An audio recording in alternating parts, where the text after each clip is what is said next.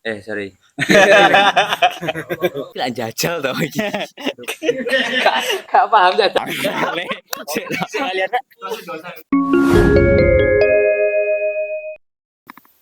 Assalamualaikum warahmatullahi wabarakatuh. Waalaikumsalam warahmatullahi Alhamdulillah, wabarakatuh. salatu wassalamu ala rasulillah wa ala alihi wa ashabihi wa mawalah.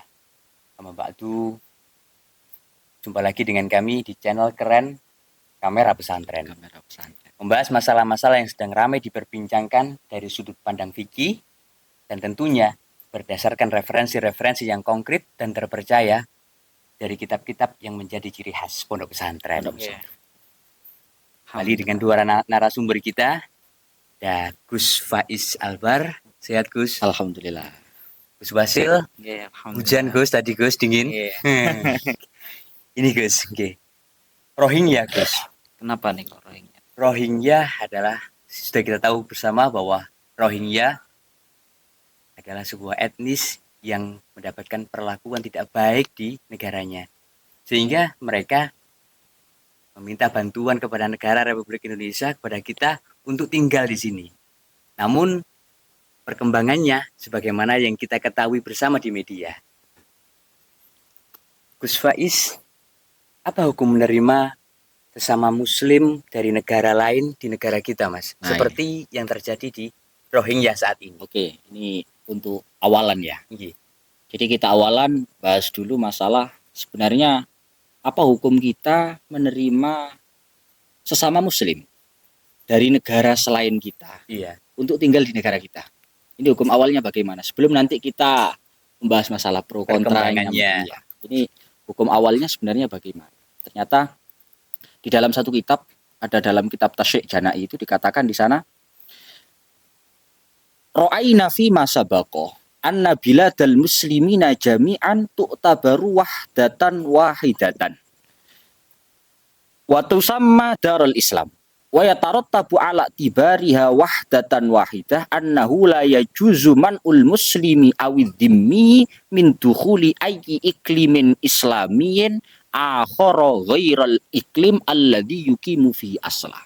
Jadi di sini begini Mas, dalam kitab Tasyik Jana ini dijelaskan bahwa semua negara yang di mana di dalamnya itu ada orang Islam, katakanlah negara Islam, itu semuanya dianggap sebagai satu kesatuan. Katakan Arab Saudi, Palestina, Yaman, Indonesia, semuanya itu merupakan satu kesatuan. Sehingga karena ini satu kesatuan, maka siapapun yang mau berpindah dari tempat asalnya menuju ke tempat kita, itu sah-sah saja. Karena ini juga negara dia, katakan begitu, memandang dari sisi dia itu muslim. Jadi karena dia itu muslim, sehingga meskipun dia orang Palestina, mukim di Palestina, aslinya orang Palestina, dia mau tinggal di Indonesia itu sah-sah saja. Dia mau tinggal di Saudi sah-sah saja. Kita harus menerima mereka di sini. Hukum awalnya demikian. Karena apa? Kembali kepada semuanya itu tu'tabaru wahdah wahidah. Dianggap sebagai satu kesatuan. Sehingga dari itu, kalau ada orang Rohingya, orang Palestina, orang Saudi mau menempat di sini, kita harus terima. Tapi ini pembahasan awal ya. Hukum awalnya demikian. Hukumnya kita harus menerima mereka. Wajib menerima. Ya, dan landasan awalnya kenapa kok kita itu diwajibkan untuk menerima mereka. Ini dari hukum asalnya ya. Karena adalah seperti yang diterangkan oleh para ulama dengan istilah daf'u dororil maksum. Kita wajib untuk menolak sebuah yang namanya mara bahaya yang sedang dialami oleh seseorang.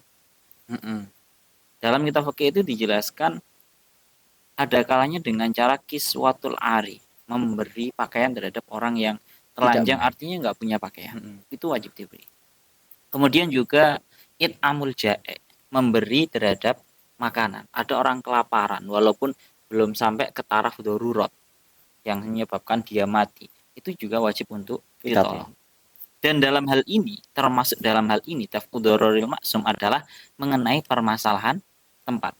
Seperti yang didawahkan dalam kitab Isadur Rafiq, di sini didawahkan wa minha man'ul muttar sawaun al-qarib wal maula wa ghairihima walau dimmiyan wa musta'manan ma yasuddu min kiswati arin bima yasturu auratahu au yubki badanahu min madarrin lahu it'amu ja'in bima yasuddu hajatahu. Dan dalam kitab Muhniyah dilanjutkan tambihun wa fi ma'nal qut sairul wajibat min maskanin wa malbasin. Nah, ini.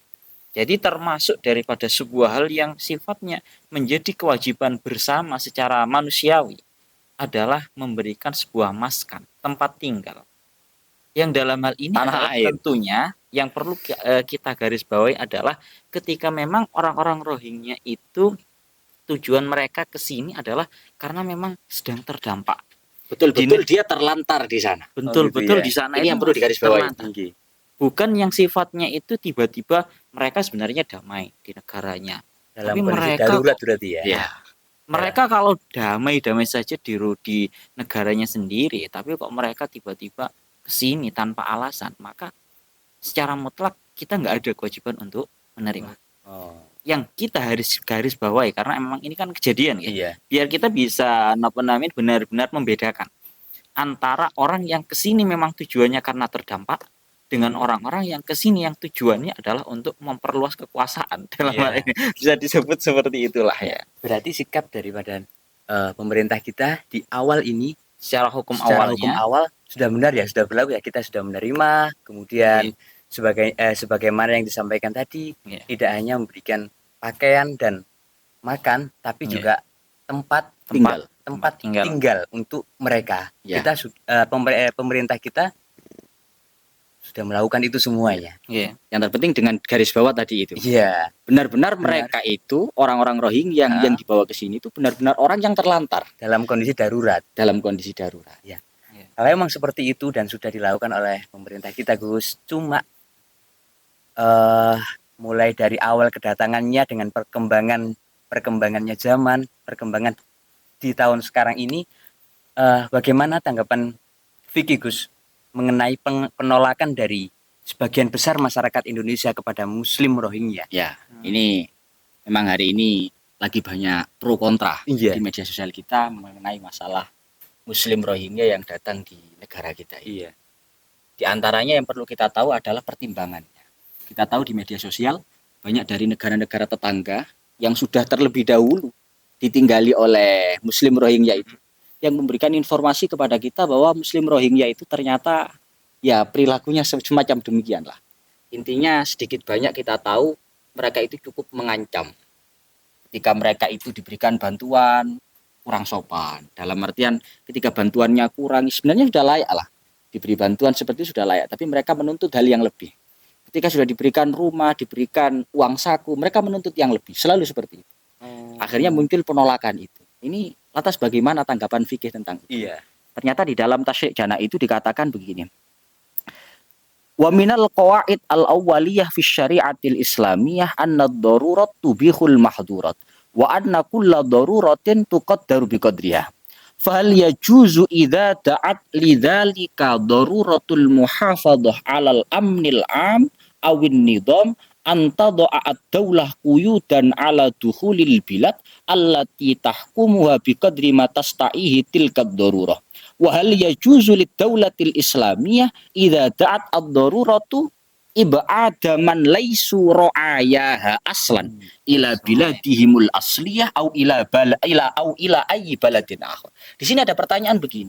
Sekalipun tadi hukum awal itu kita memang sebenarnya boleh menerima mereka, bahkan berkewajiban ketika mereka terlantar. Tapi ketika memang ada satu darurat, ada satu kondisi darurat yang menuntut kita itu ibad, kita menolak mereka, kita mengusir mereka, maka itu diperbolehkan. Di antaranya di sini yang dikatakan adalah manakala keberadaan mereka datang ke sini itu cukup mengancam kepada an-nidham wal amnal am, mengancam keamanan negara kita. Yang kita tahu berdasarkan informasi dari negara-negara tetangga yang sudah terlebih dahulu ditinggali oleh mereka, ternyata keberadaan mereka itu cukup mengancam kepada keamanan negara, kedaulatan negara, mengganggu keharmonisan. Sehingga dari situ ketika memang kondisinya demikian real di lapangannya, maka boleh bagi negara ini untuk menolak mereka, untuk mengusir mereka, mengembalikan mereka ke negaranya masing-masing. Bahkan kalau kita memandang dari keterangan yang ada dalam fikih Islami, di sana dikatakan begini. Waqad auradal mawardi minha tu'addu fil haqiqah ala sabilil mithal la ala sabilil hasar wa hiya awalan al muhafadhah alal amni wan nidamil ammi fid daulah. Waqad abbara al mawardi an dalik biqaulihi himayatul baydah ayil watan. Jadi di dalam kitabnya Imam Mawardi ini Al-Ahkamus Sultaniyah yang dinukil oleh Wahbah Zuhaili di dalam Fiqhul Islami termasuk wadhaif atau tugas-tugas pemerintah, kewajiban-kewajiban pemerintah yang harus dilakukan adalah salah satunya himayatul baydah, menjaga keutuhan, menjaga kedaulatan negerinya. Sehingga dari itu manakala ada satu hal yang mengancam keamanannya, kedaulatannya, keutuhannya itu wajib untuk ditumpas apapun bentuknya. Sehingga ya itu tadi Mas Rashid, ketika memang valid datanya dari tetangga-tetangga sebelah yang mengatakan itu cukup mengancam kepada negara kita, maka bukan hanya boleh untuk menolak, bahkan wajib untuk menolak warga Rohingya untuk tinggal di sini. Nah ini cukup keras memang gitu. Ini demi kedaulatan negara. Gus Hasil setuju dengan penolakan ini, Gus? Tentunya begini, semuanya itu kan harus kita pertimbangkan secara matang-matang. Karena memang ini suatu hal yang sifatnya antara kewajiban untuk mengatasi kemanusiawian dan juga kita juga tidak jangan sampai lalai di dalam menjaga keharmonisan dan keutuhan kedaulatan. Bahkan di kelanjutan dalam kitab Tasyri' al-Jinainya tadi, kalau memang ini sudah dianggap darurat dari segi akan mungkin dikhawatirkan dalam jangka waktu yang akan datang ini akan mengganggu kedaulatan negeri ini, maka boleh untuk ditolak. Bahkan bukan hanya ditolak, dikembalikan. Di kelanjutan ibaratnya tadi dikatakan seperti ini.